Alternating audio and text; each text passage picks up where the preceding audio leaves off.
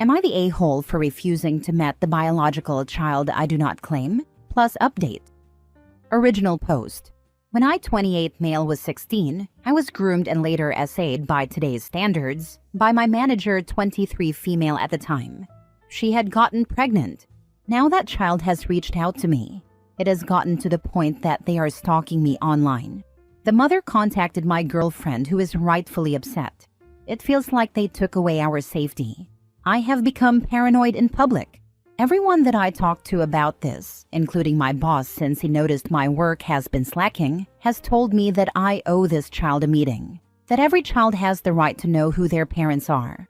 I disagree. I wanted nothing to do with that child when I was 16 and still do not want to be involved. My girlfriend thinks if I met him, all this would be over. I think they will want more from me.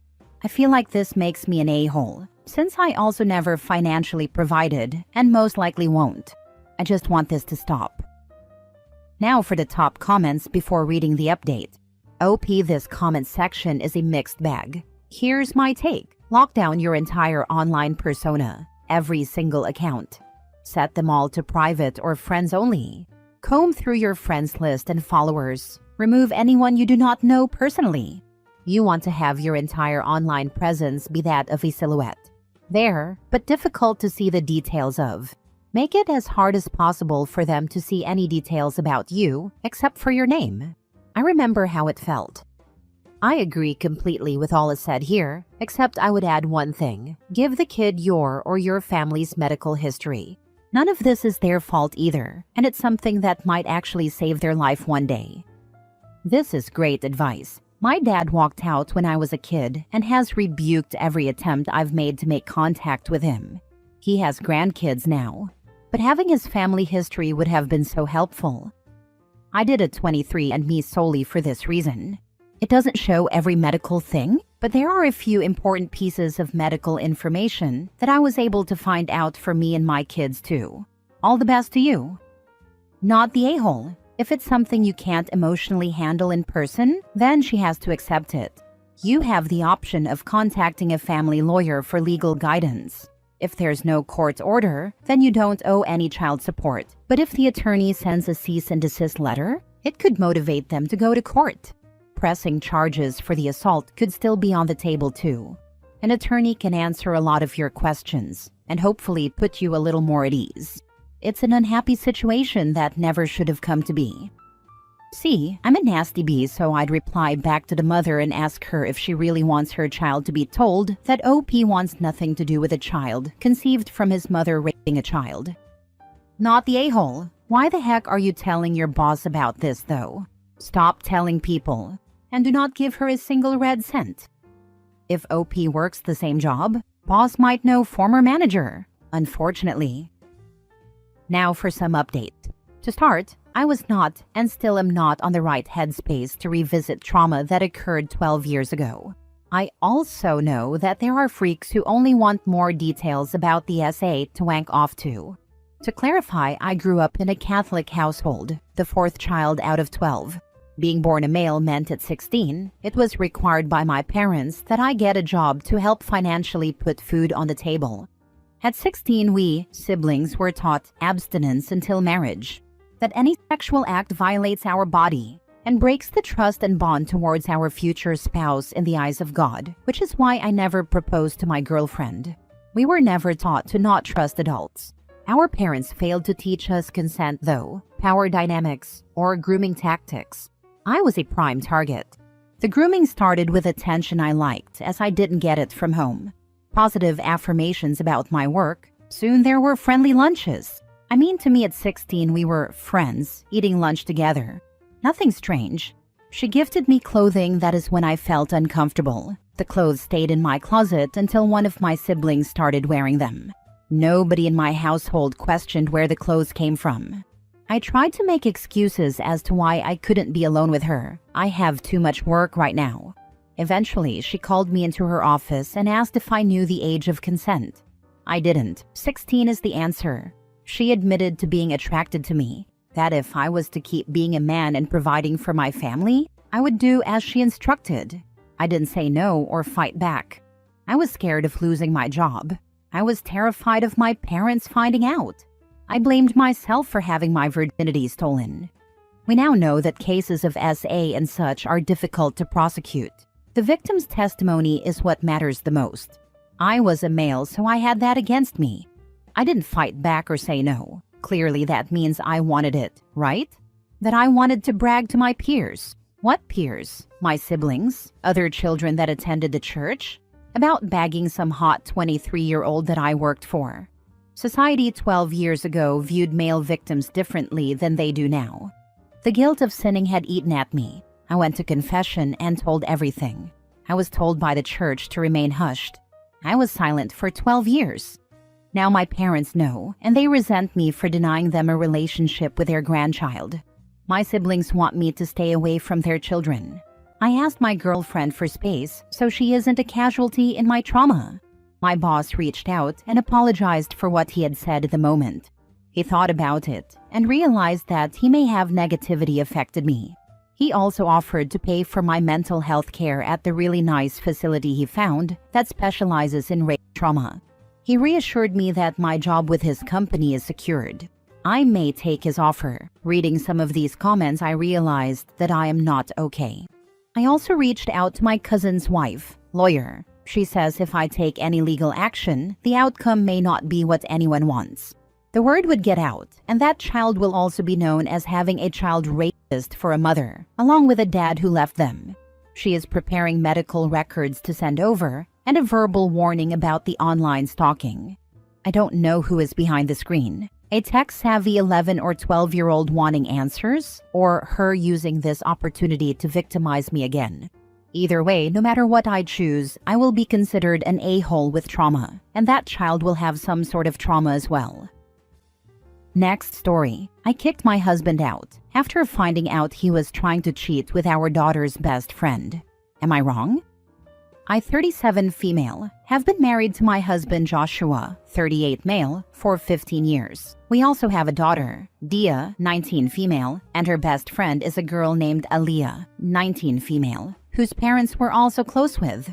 Some relevant context is that I'm Indian and Aliyah's parents are too. Joshua is white. I was sent screenshots of deeply inappropriate texts from Aliyah's dad that were sent from Joshua to Aliyah. They were dated back to January. My husband was coming onto Aliyah and venting to her.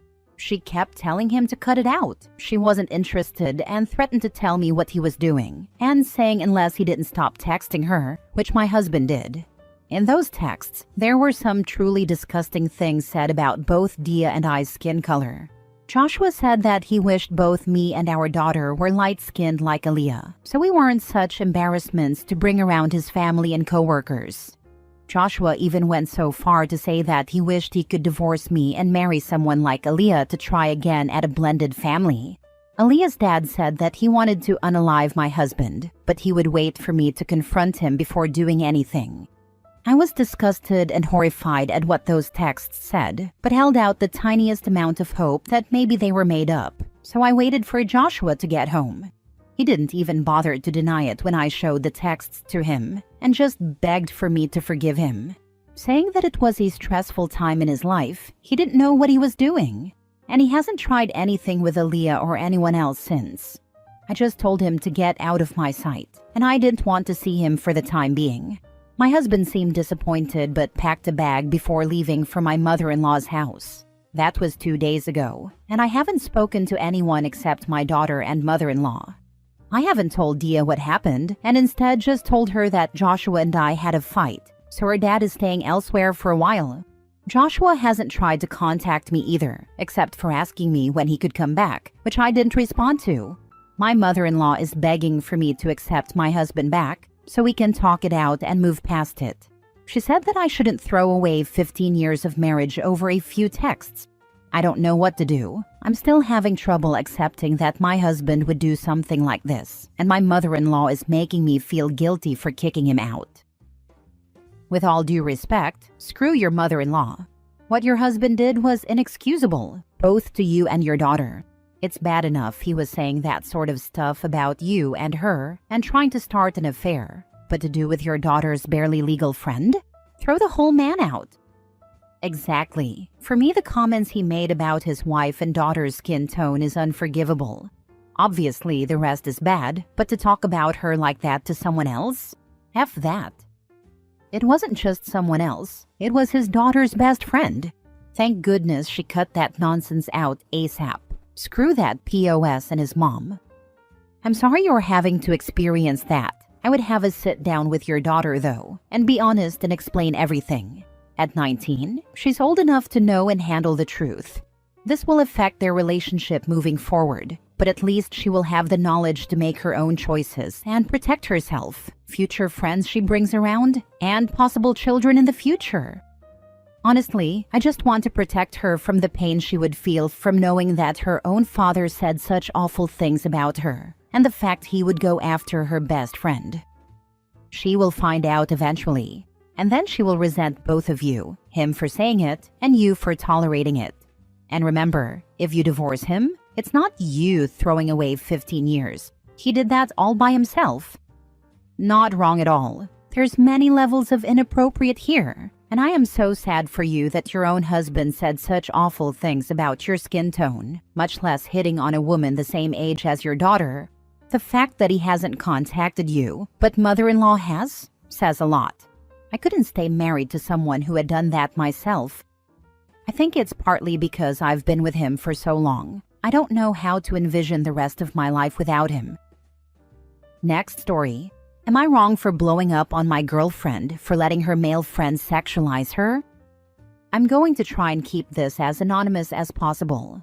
For whatever reason, curiosity got the better of me, so I looked through my girlfriend's phone to see how she felt about an issue she and I were having.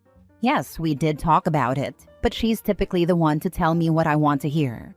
Long story short, I found text threads between her and 3 different men, each of whom she communicates with on a semi-regular basis.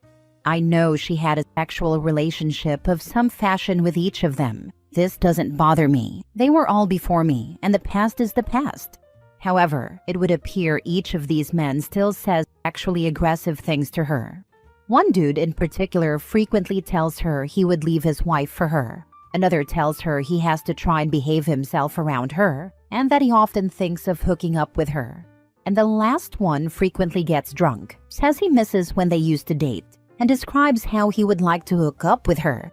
Each of these men has made a reference to the fact that I exist, and each has stated they don't want me seeing the messages.